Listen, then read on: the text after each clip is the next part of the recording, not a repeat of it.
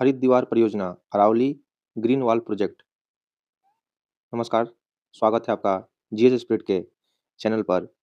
और आज के सेशन में हम जानेंगे करंट अफेयर का बहुत ही महत्वपूर्ण टॉपिक अरावली हरित दीवार परियोजना, अरावली ग्रीन वॉल प्रोजेक्ट। ठीक है, इसमें हम जानेंगे कि इसमें क्या-क्या न्यूज़ में रहा है और इसके ज्योग्राफिक ऐतिहासिक क्या पहलू है। तो इस तरह के जो कंटेंट जो है, जो अभी करंट में रहते हैं, वो आपके सभी एग्ज़ाम जैसे बीपीएससी, बीपीएससी ट्री, ठीक है, Bihar SI, Bihar SSC, NTPC, railway, group D, any other one day exam, SSC, जिसमें करंट अफेयर और भूगोल इतिहास से क्वेश्चन आते हैं। तो आइए बिना विलंब के शुरुआत करते हैं कि अरावली हरित ग्रीन वॉल प्रोजेक्ट क्या है, एजीडब्ल्यूपी। ठीक है, ये रहा आपका पूरा दृश्य। यहाँ पर देखिए क्या इसमें कंटेंट है और कहाँ से इसकी शुरुआत हो रही है। तो इसका है कि ये टॉपिक जो है पर्यावरण से रिलेटेड है।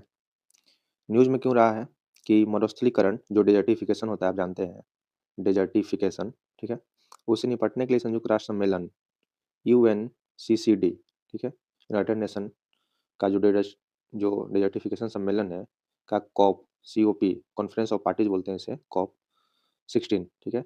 ध्यान देना है ये आपका कॉप डेजर्टिफिकेशन का है, दूसरा यूएनओ का नहीं है।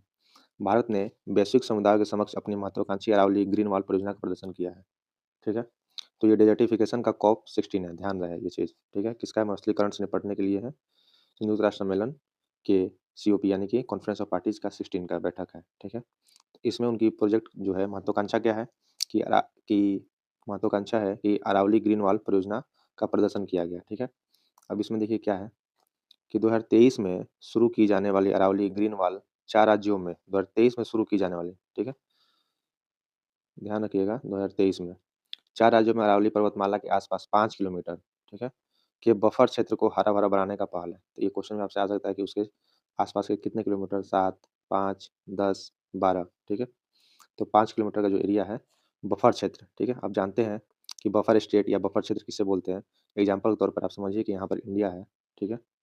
आप समझिए कि यहाँ पर भारत है, इंडिया है और यहाँ पर जो है आपका क्या है, चाइना है। तो बीच का जो स्टेट है, ठीक है, आपका नेपाल हो गया। एक तरह से क्या है, बफर स्टेट है, ठीक है।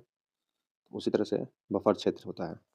तो मुख्य बिंदु क्या है, अरावली ग्रीन वॉल प्रोजेक्ट भूमि क्षरण यानी कि जो आपका मिट्टी से रिलेटेड जो समस्या है और मरुस्थलीकरण डिजर्टिफिकेशन से निपटने के लिए हरित गलियारा बनाने के केंद्रीय पर्यावरण मंत्रालय के दृष्टिकोण का हिस्सा है। तो ये पर्यावरण से रिलेटेड टॉपिक है और आपका यहाँ पर जो है केंद्रीय पर्यावरण मंत्रालय का दृष्टिकोण का इसमें हिस्सा ऐड हो गया है। यह परियोजना हरियाणा, कौन कौन से राज्य हैं ये इंपॉर्टेंट है, देखिए मैप के अकॉर्डिंग हरियाणा, यहाँ पे राजस्थान, फिर आपका गुजरात और दिल्ली, ठीक है। तो ये 4 राज्य जो हैं, ये 4 राज्य जो हैं ये आपका इससे रिलेटेड है, ठीक है। हरियाणा, दिल्ली, राजस्थान और गुजरात को कवर करती है, जहाँ अरावली पर्वतीय क्षेत्र 6 मिलियन हेक्टेयर भूमि में फैला है।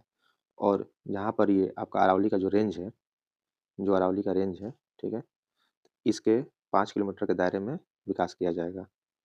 इसके जो है 5 किलोमीटर के दायरे में विकास किया जाएगा, ठीक है। यहाँ पर यहाँ पे इस तरह से जो है ग्रीन वॉल का आपको कॉन्सेप्ट ऊपर से नजर आएगा, ठीक है।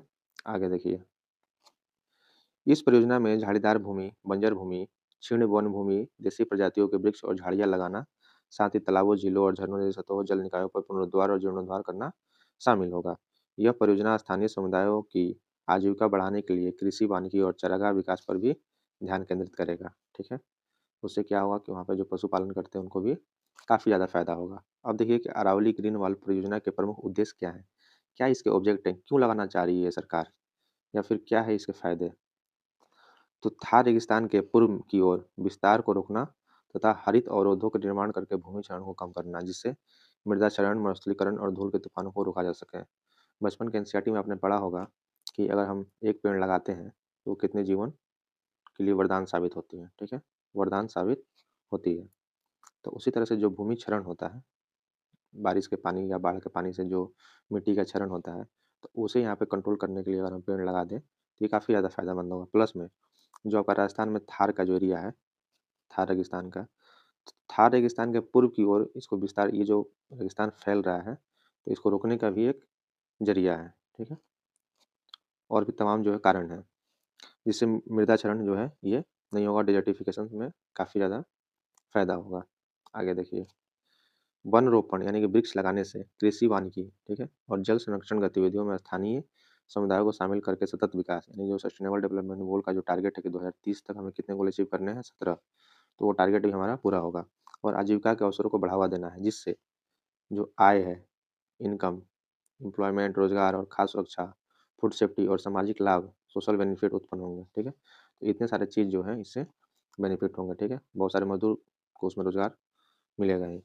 फिर ये विभिन्न अंतर्राष्ट्रीय सम्मेलनों जैसे यूएनसीसीडी यूएनसीसीडी मरुस्थलीकरण से निपटने के लिए संयुक्त राष्ट्र सम्मेलन, सीबीडी जैव विविधता पर सम्मेलन, और यूएनएफसीसी जलवायु परिवर्तन पर संयुक्त राष्ट्र फ्रेमवर्क सम्मेलन, यूएनएफसीसी के तहत भारत की प्रतिबद्धताओं में योगदान देना है, ठीक है? तो ये सब सारी चीज़ों में ध्यान देना है।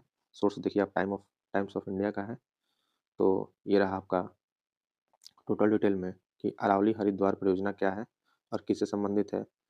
तो इस तरह के एग्जाम में अगर क्वेश्चन आए तो उसे स्किप नहीं करना है और वीडियो को शुरू से अंत तक देखें, ताकि जितनी भी बेहतर जानकारी है आपको इसमें मिलेगी, और आप अपने द्वारा भी क्वेश्चन का क्या लेवल है, क्या इस समय जो है एग्जामिनर का क्या डिमांड है, वो चीज़ को आप उसमें ऑब्जर्व कर पाएंगे, ठीक है?